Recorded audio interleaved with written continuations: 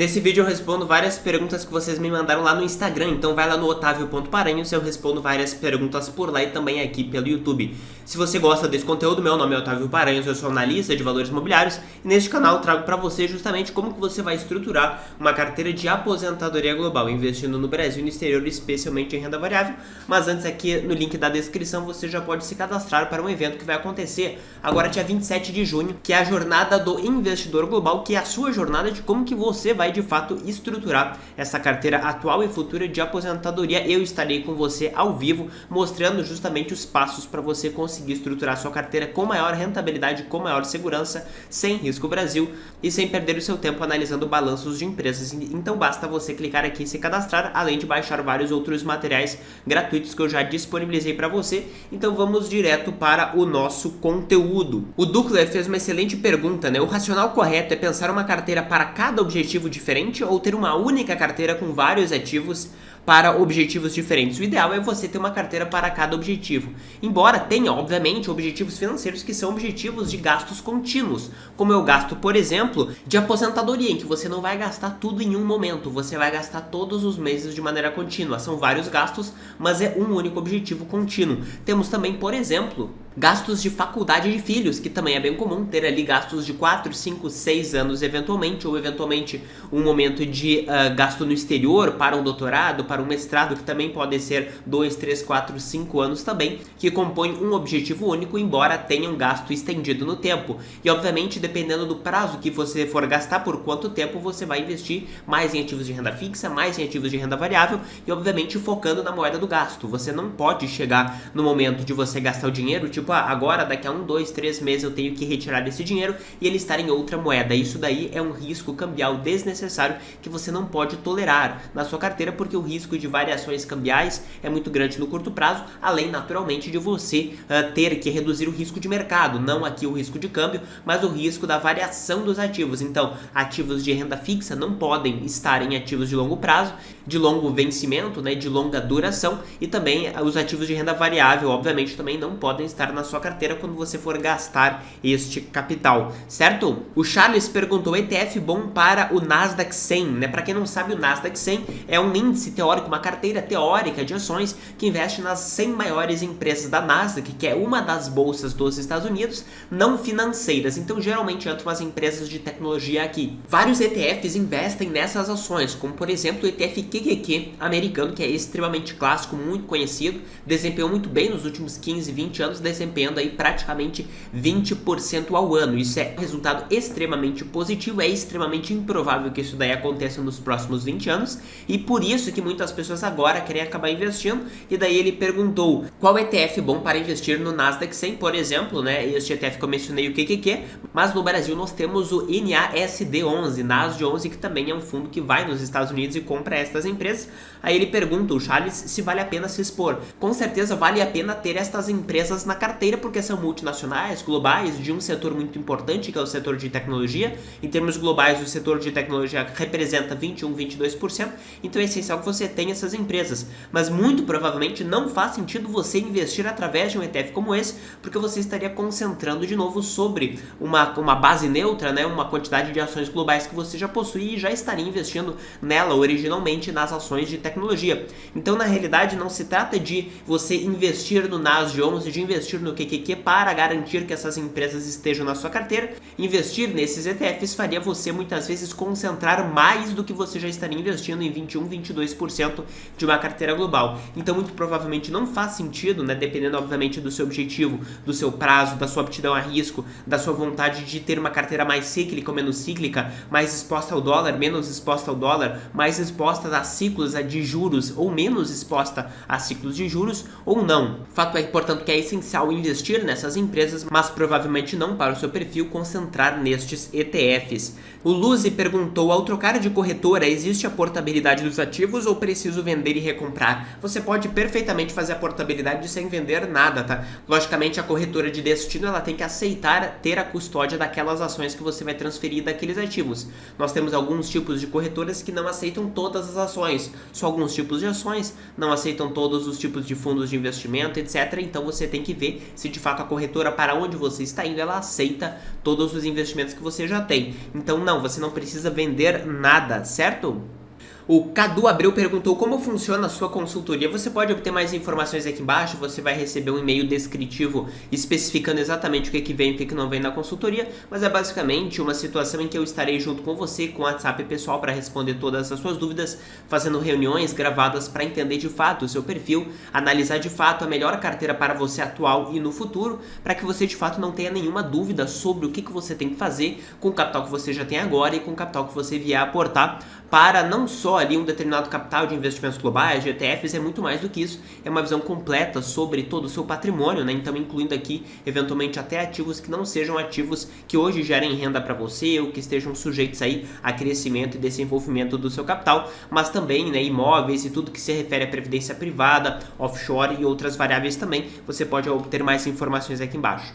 O CG Santoro fez uma pergunta bem interessante, ó. No longo prazo e na prática, faz muita diferença a escolha de um ETF ou outro dentro de uma mesma região, por exemplo, mercados emergentes, né? Ele perguntou, escolher entre o EM e o IMG faz muita diferença? Ou entre a VEM e a VES? Faz muita diferença ou é a mesma coisa, né? Então aqui eu trago para você observar de maneira concreta. Por exemplo, aqui nós temos dois fundos que são considerados neutros de países emergentes. Então, além de o IMG ser bem mais barato, afinal o EM cobra 0,7% ao ano de taxa de administração, o que é muita coisa, o IMG também investe em small caps, empresas médias e um pouco menores. Ao longo desse período aqui de 11, 12 anos, a diferença foi de aproximadamente 0,9% ao ano. Então esta é sim uma diferença bem significativa. Se você considerar, por exemplo, que você vai ter uma rentabilidade nominal de 8% ao ano nesse ativo e a gente considera uma diferença de taxa supostamente ali de administração de 0,9%, embora seja diferença de rentabilidade de um para outro, em 30 anos você vai ter 25% menos capital, tá? Então isso é bastante coisa, 1/4 a menos de dinheiro ao longo desse período de 30 anos. É lógico que se você for fazendo aportes, a diferença ela vai ser menor, porque grande parte dos seus aportes não terão sido investidos por 30 anos, mas sim por um prazo inferior. Mas sim, essa diferença ela é significativa. Ainda mais se nós pegarmos aqui de maneira mais recente, né, o período em que nós temos os dois outros fundos que você mencionou, que é o Avem da Avantes e o DGS também, que também é mais focado em fatores, embora o DGS seja bem diferente, porque ele investe em small caps, com mais foco em dividendos, no caso mais foco no fator valor, mais foco no fator qualidade.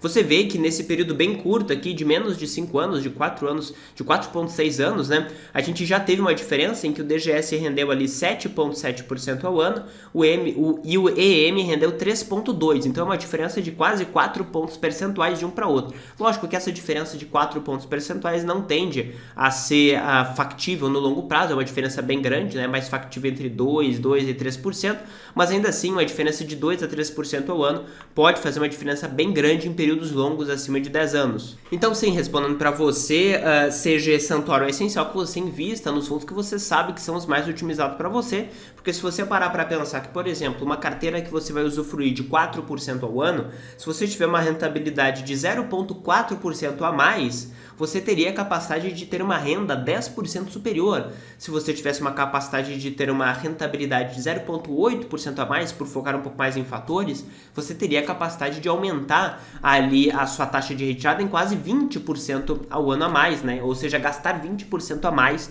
de acordo com o seu patrimônio acumulado. Então esse ponto ele é muito importante também. O Henrique perguntou, melhores ETFs irlandeses para começar na fase de acumulação. Bom, obviamente eu não conheço o seu perfil, então é praticamente impossível dizer, mas eu vou trazer para você aqui algumas possibilidades para você considerar. Aqui nesse site, o justetf.com é um site que você consegue filtrar os fundos europeus. Aí você vem aqui em ETF Screener e aqui ele vai dar todos os fundos europeus para você poder selecionar, certo? Então aqui nós temos 2.600 fundos europeus praticamente. Aí aqui você filtra, por exemplo, eu quero os de equity, por exemplo, que são os de ações. Otávio, eu quero só os que são fundos, por exemplo, de acumulação, né? Embora agora com a diferença tributária praticamente não haja mais uma diferença tributária significativa entre fundos de dividendos ou fundos de acumulação, né? Com a mudança legislativa sobre os impostos, mas ainda assim, eu quero só os de acumulação e, por exemplo, eu quero só fundos americanos, por exemplo. Então eu vou procurar aqui, United States, ele vai trazer para mim só os americanos. Aí eu filtro por tamanho, né? Aqui eu filtro por tamanho e observo que um dos maiores, obviamente, são os ETFs ações do S&P 500. Então, o da iShares, um outro da Invesco também, temos aqui os da Nasdaq 100 também, que são as maiores empresas de tecnologia, vários do S&P 500 aí que você consegue filtrar. Nós temos alguns que são redeados para euro, né? Então temos algumas pessoas que moram na Europa e que querem ter a exposição do S&P 500 não em dólar, mas em euro, o que eu não vejo muito sentido, afinal de contas, se você quiser investir em empresas americanas, você quer justamente o benefício de o dólar se valorizar versus o euro, ou seja, você ter ativos que em euro vão render mais justamente porque o dólar subiu frente ao euro, né? Porque o euro se desvalorizou. É o caso clássico do Brasil, né? Você pode imaginar que não faria muito sentido você ter a rentabilidade nominal do S&P 500 em reais, né? Você quer justamente o ganho do dólar, se o dólar aumentar, você ter mais reais. Então, geralmente, esse tipo de exposição redeada, né? Protegida em termos cambiais para o euro, geralmente, no meu ponto de vista, não faz muito sentido, a não ser que a pessoa, de fato, não tenha muita exposição a empresas europeias, por exemplo, né?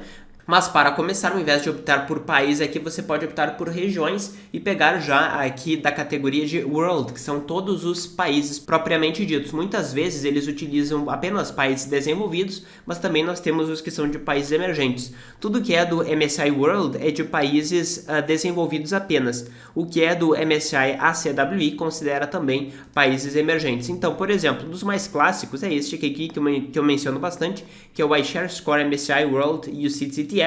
Quando nós observamos o que ele faz, né? Então ele é justamente um fundo irlandês, ele é um fundo de acumulação. Aí você vem aqui na parte de fact sheet e você vai observar justamente a composição desse fundo aqui. Ele é um fundo, né, que é o famoso SWDA ou IWDA, dependendo da moeda que você utiliza, né? Aqui o desempenho dele é anual, geralmente ele tende a desempenhar de maneira positiva. Quando a gente observa as principais empresas, ele investe em todas as grandes empresas globais que vocês conhecem, a Microsoft, a Apple, a Nvidia, etc. Hoje ele tem uma alocação de 70% nos Estados Unidos, lembrando que ele é um fundo só de países desenvolvidos, tá? Com um peso bem grande em tecnologia da informação, 23%, praticamente tudo é de large caps, e aqui ele faz a especificação das moedas, né? Então, por exemplo, eu quero investir na bolsa alemã pelo código EUNL, irei pagar em euros, ou também posso investir na bolsa de Londres pelo código SWDA, pela moeda aqui de Great British Pounds, ou seja, libras esterlinas, ou na bolsa de Amsterdã também em euros. Você também tem outras alternativas de comprar em dólar, mas aí você tem que entrar no site propriamente desse fundo aqui. Aqui é só um resumo propriamente dele. Outra alternativa é esse fundo aqui do MSCI ACWI, que ele vai de fato investir no mundo inteiro, né? Então a gente clica em Fact Sheet e nós observamos o mesmo racional. Aqui nós vamos ter o desempenho dele recentemente, nós vamos ter aqui a exposição de todos os países. Hoje os Estados Unidos tem uma alocação levemente menor, porque aqui nós englobamos países emergentes com aproximadamente 10% de alocação, portanto a gente tem aqui 63% de alocação nos Estados Unidos. As principais empresas são praticamente as mesmas, não tem uma mudança muito grande nesse sentido. Tecnologia da informação aqui já reduziu para 22%, muita empresa financeira também. E aqui também a alocação em euro na bolsa alemã, em libra esterlina na bolsa de Londres e na bolsa de Amsterdã também em euros, pelos códigos IUSQ, SSAC e SSAC de novo aqui também na bolsa de Amsterdã. Então aqui você consegue filtrar de maneira bem prática os principais ETFs para você poder começar já essa exposição, principalmente no que se refere à base neutra. O Derek perguntou... Queria saber se há ETFs de renda fixa no exterior e se recomendaria algum. Há ETFs com certeza de renda fixa no exterior, tá? Um exemplo aqui no próprio site do Just ETF, você pode, ao invés de selecionar aqui Equity, né, você pode tirar essa parte de Equity que é de ações, e eu quero ver só os bonds de acumulação, né? Então, renda fixa de acumulação, nós temos esses títulos aqui, nós temos vários fundos europeus, irlandeses de acumulação, nesse caso aqui, por exemplo, de tesouro americano, nesse outro caso de tesouro americano num prazo um pouco maior, de 3 a 7 anos. Obviamente você tem que escolher qual é aquele que vai caracterizar melhor ali uma carteira adequada para o seu perfil. Aí você pergunta, você recomenda algum? Eu só posso recomendar aquilo que eu entendo o perfil da pessoa. Para isso que nós temos também o nosso curso de investimentos globais, cujas informações você pode obter mais aqui embaixo, ou também os nossos serviços de consultoria. Mas mencionando para você, geralmente as pessoas no Brasil agora, com essa alta, né, dos juros americanos, adoram investir naquilo que mais subiu recentemente, que no caso são os títulos de renda fixa americanos de curto prazo, que passaram a render mais, tá? Um exemplo clássico desse é o primeiro aqui, o iShares USD Treasury Bond de 0 a 1 ano, né? Quando a gente observa aqui a fact sheet dele, para nós observarmos as características, é o código IB01, ele é um fundo de acumulação que investe em tesouro. Por quê? Porque recentemente ele está rendendo ali mais de 5% ao ano para você. Agora, não é porque ele está rendendo 5% ao ano em dólar que ele deveria estar na sua carteira, né? Até porque você tem que investir de acordo com o seu prazo de resgate e também no local onde você vai gastar, qual é a moeda que você vai gastar. Não adianta nada você ter uma renda fixa em dólar de curto prazo se você vai gastar no longo prazo em reais no Brasil. Realmente é uma alocação que não faria muito sentido no seu caso. Para quem faz sentido isso daqui? Para quem vai gastar em dólar ou para quem tem um risco grande, né, de ter uma depreciação cambial versus o dólar. Se a pessoa vai bancar ali a faculdade de um filho, se ela vai comprar um imóvel nos Estados Unidos, se ela vai fazer uma viagem, por exemplo, faz sentido sim ter esse tipo de alocação, mas não para a imensa maioria dos investidores brasileiros que adoram investir naquilo que mais subiu. Certo, Derek? O Neto perguntou, existe ETF brasileiro que investe em fundos imobiliários? Só tem um, tá? Que é o XFIX11, e ele é de acumulação. Aí ele complementa, que distribua dividendos de forma mensal? Não, não existe, só tem o XFIX, que ele é um fundo da XP que vai investir nos fundos imobiliários de maneira muito próxima, né, ao índice do IFIX, que seria a média ali dos fundos imobiliários brasileiros. Infelizmente, se você quiser investir em um fundo que invista em vários fundos imobiliários, você não tem alternativa em ETF, né, que vai fazer essa distribuição para você. Você só vai ter os fundos de fundos, que infelizmente vão dar para você ou ágio ou deságio. Como os fundos imobiliários têm menor liquidez, de fato, se você tivesse um ETF grande, né, ele poderia de fato ali causar mudanças, né, no mercado de maneira bem drástica,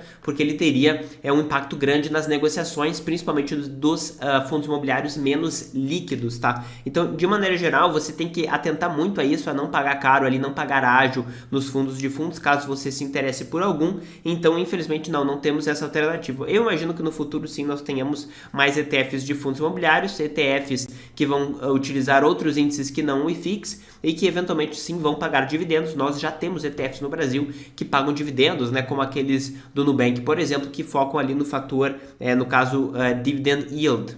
Então, se você gostou desse conteúdo, não deixa de me seguir lá no Instagram e não deixa também de baixar os outros materiais gratuitos para você, além de se cadastrar agora no nosso evento dia 27 de junho, Jornada do Investidor Global, para você entender o passo a passo da estruturação de uma carteira de aposentadoria. Então, se você gostou do conteúdo, dá um like, se inscreve no canal e ativa as notificações para você não perder nada que eu coloco aqui. Valeu!